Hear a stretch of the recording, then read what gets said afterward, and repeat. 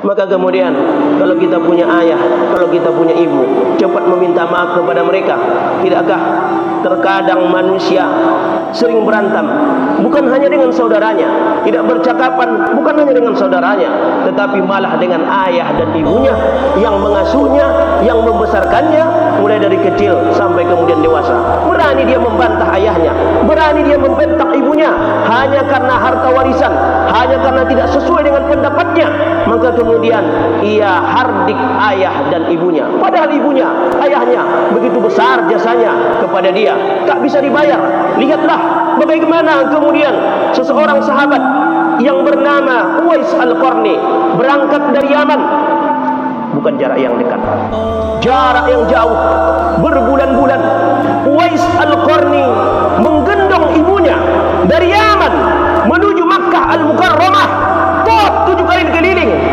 Dengan rasa bakti dia berharap agar bisa berbakti kepada ibunya.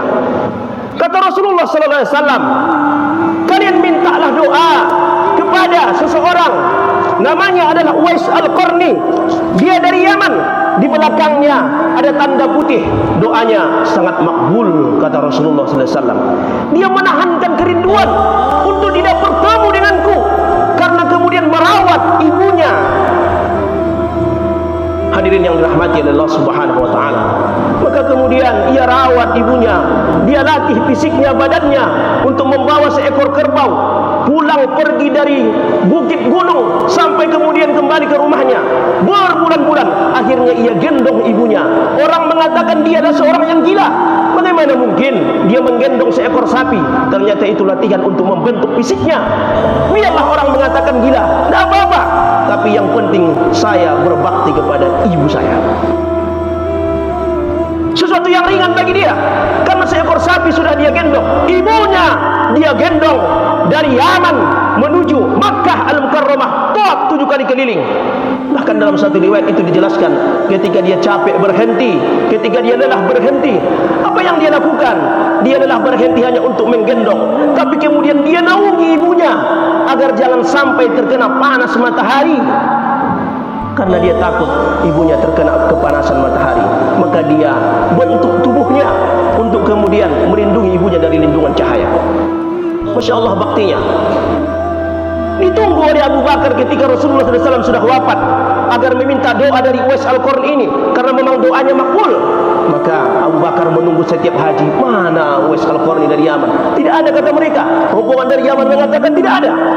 Ditunggu sampai kemudian Abu Bakar wafat. Ditunggu kembali, siapa yang melanjutkan kepemimpinan? Umar bin Khattab. Setiap bulan haji ditunggu oleh Umar bin Khattab. Adakah di sini yang bernama Uwais Al-Qarni? Di belakangnya ada tanda putih. Maka kemudian iya, di sana ada seseorang, wallahu a'lam, kami tidak tahu siapa namanya, tapi dia menggendong ibunya. Maka kemudian ditunggu oleh Umar bin Khattab. Begitu sudah ketemu, engkaukah yang bernama Uwais Al-Qarni? Dari mana engkau tahu nama saya? Rasulullah menjelaskan bahwa engkau adalah orang yang berbakti kepada ibu. Di belakangmu ada tanda putih. Maka dilihat, memang betul dia adalah Uwais Al-Qarni. Lalu kemudian doakanlah aku, kata Umar bin Khattab, agar Allah Subhanahu wa taala mengampuni dosaku. Ini manusia dibilang orang gila, dibilang orang tidak tahu diri, dibilang orang tidak punya ilmu. Di depan manusia dia dihinakan, tapi dimuliakan di sisi Allah Subhanahu wa taala. Namanya termaktub di langit, namanya disebut-sebut oleh malaikat karena satu amalan bakti kepada ibu dan ayahnya.